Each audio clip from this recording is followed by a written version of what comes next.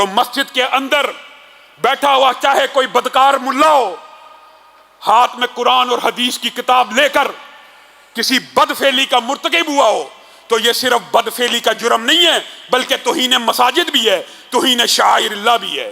حضرت علی نے پہاڑوں پر لے جا کے ایسے عمل کو کرنے والوں کو پہاڑوں سے گرا دیا تھا۔ حضرت ابو بکر نے کیا کام کیا تھا، حضرت علی نے کیا کام کیا تھا؟ ان کے بارے میں 3 سزائیں صحیح سندوں سے ملتی ہیں۔ ایک تو پتھروں کے ساتھ سنسار کرنا، دوسرا پہاڑوں سے گرا دینا، تیسرا ان کو زندہ جلا دینا۔ معزز سامعین گرامی قدر، آج نہایت دکھ اور افسوس کے ساتھ اسی سانحے کے حوالے سے بات کرنی ہے جو گزشتہ ہفتے آپ کے سامنے سوشل میڈیا پہ بہت زیادہ وائرل ہوا، اور میں یہ بات کہنا چاہتا ہوں کہ میں اگر سوختہ ساما ہوں تو یہ روز سیاہ خود دکھایا ہے میرے گھر کے چراغاں نے مجھے۔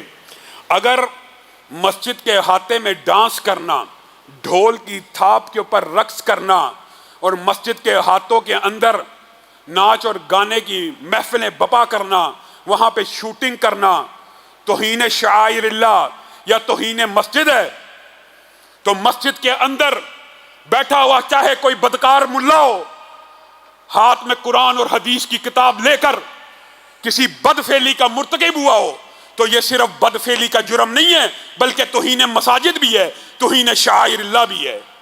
ہم یہ بات علی اعلان کہتے ہیں، اس طرح کے بد کردار اور بدکار ملاؤں، ٹیچروں، استادوں، کسی بھی شعبے کے اندر ہوں، اس فعل شنی کو برپا کرنے والے، اس فعل شنی کا ارتکاب کرنے والے، ان کو شرعی سزا دی جائے۔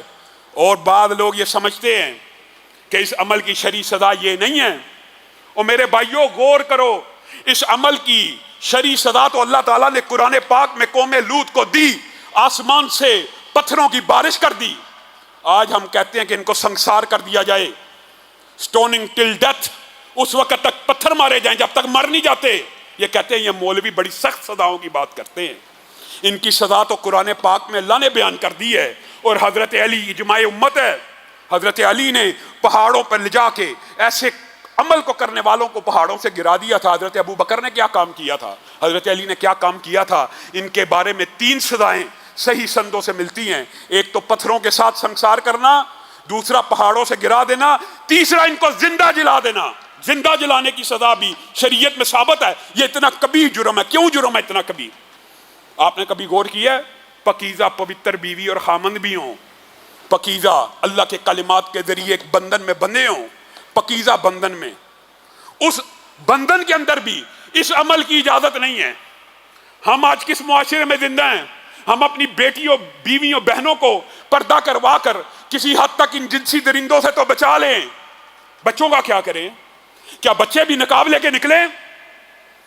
یہ معاشرہ کس سمت کی طرف جا رہا ہے کہ بچوں کے اوپر بھی یہ جنسی درندے حملہ کرتے ہیں؟ اور میں یہ کہنے میں حق بجانب ہوں کہ اس کے اندر مدرسے کے اگر کوئی بندہ شامل ہے تو ٹھیک ہے، ہم اقرار کرتے ہیں، اس کو بھی مینار پاکستان کے اوپر سزا دو، لیکن اس فعل کو معاشرے میں پروموٹ کرنے کے اندر آپ کا کردار ہے۔ آپ شامل ہیں حسین خان والا میں 400 بچوں نے شکایت کی حسین خان والا میں۔ آپ کو پتا ہوگا پچھلے گزشتہ چند سال پہلا واقعہ ہے کہ ہمارے ساتھ گندی فلمیں بنائی جاتی ہیں اور ہمارے ساتھ یہ کام ہوتے ہیں۔ وہ ملزم اتنے بااثر ہیں، آج بھی آزاد ہیں، ان میں سے کوئی ایک نہیں پکڑا گیا۔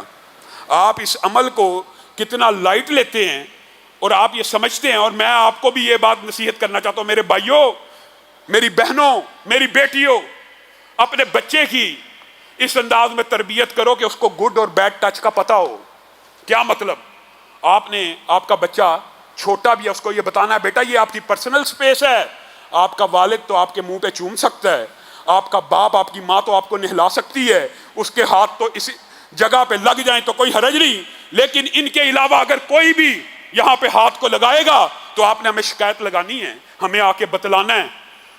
اور میں مدارس کی انتظامیہ اور احباب سے بھی یہ بات کہنا چاہتا ہوں، جن مسجدوں کے اندر بورڈنگ کا انتظام ہوتا ہے، ہاسٹل ہوتے ہیں، پہلی بات تو یہ ہے ہاسٹل سے اجتناب کرنا چاہیے، لیکن جہاں پہ مجبوری ہے، طالب علم آتے ہیں تو استاد کا کوئی کام نہیں، کلاس کے بعد وہ جہاں پہ بچے رہ رہے ہیں اس جگہ کے اندر آئے، استاد کا کام ہے کلاس میں پڑھائے، استاد پڑھانے کے لیے ہے، یہ نہیں کہ جب چھٹی ہو جائے یا شام ہو جائے تو وہ بچے جہاں پہ رہ رہے ہیں وہاں پہ داخل ہو جائے. کس وجہ سے؟ یہاں سے ہی روکنا ہوگا.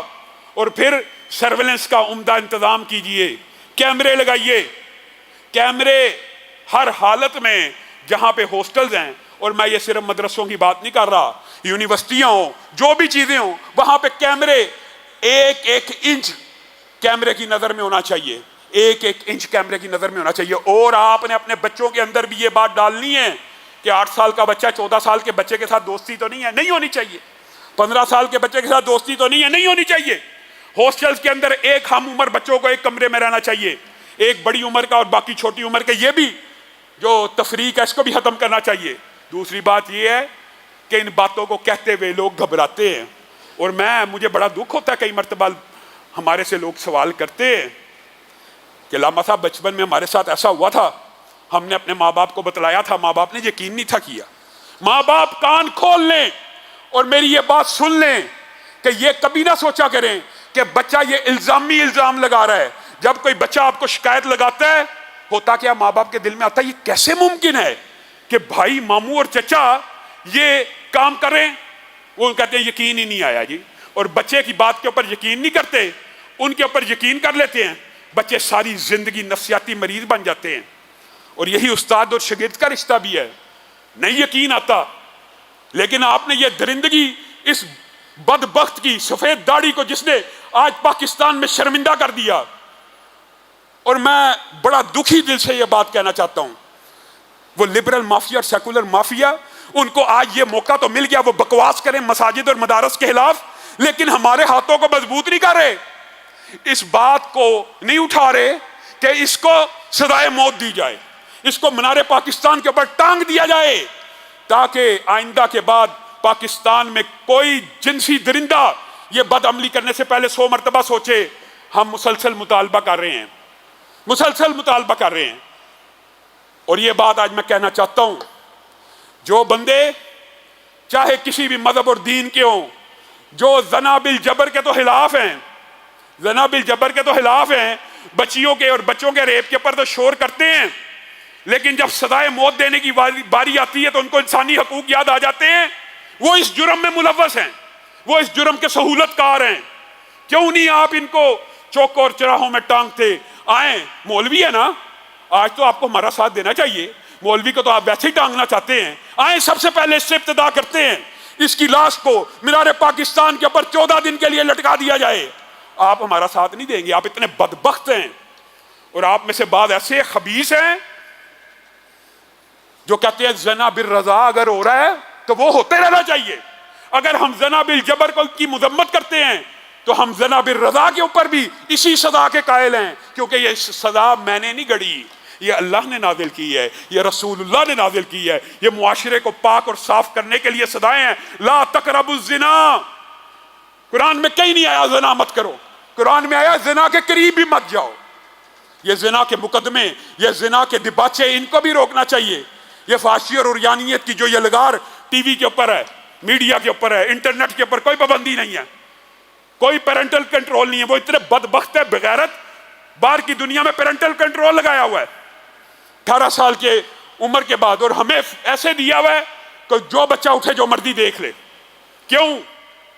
آپ ان لوگوں کو بھی ٹٹولے، ان لوگوں کو بھی جھنجھوڑے. اور بعض ایسے ہیں، اب کیا کہا جائے، عورت مارچ آپ کو یاد ہے نا، گیز اینڈ لیسبینز کے حقوق کے نعرے لگے تھے نا، ٹرانسجنڈر کی بات ہوئی تھی نا، یہ بھی ملوث ہیں. کیوں؟ جب کوئی بندہ ایسا عمل کرتا ہے نا، جب ہر بندہ اس کی مذمت کر رہا ہونا، وہ کہتا ہے یار یہ واقعی عمل برا، کئی مرتبہ اصلاح بھی ہو جاتی ہے. لیکن جب کوئی بندہ اس عمل کا شکار ہو جاتا ہے، اس بد عملی کا شکار ہو جاتا ہے، اور بعض نعرے لگانے والے یہ کہیں کہ گےازم اور لیسبینزم بھی انسانی فطرت کے مطابق ہے، تو پھر ان کے دل میں یہ بات آ جاتی ہے، اچھا یہ کوئی اتنے چمبے کی بات نہیں ہے، یہ کوئی اتنی بری بات نہیں ہے. یہ نعرے تو آپ نے معاشرے میں لگائے، اور ابھی بھی مجھے ڈر ہے کہ کہیں کوئی گیز کی حقوق کی تنظیم کھڑی نہ ہو جائے اس مولوی کے حق میں. آپ زنا بالرضا کے اندر تو جرائم کی سزا دینے کے قائل ہی نہیں ہیں.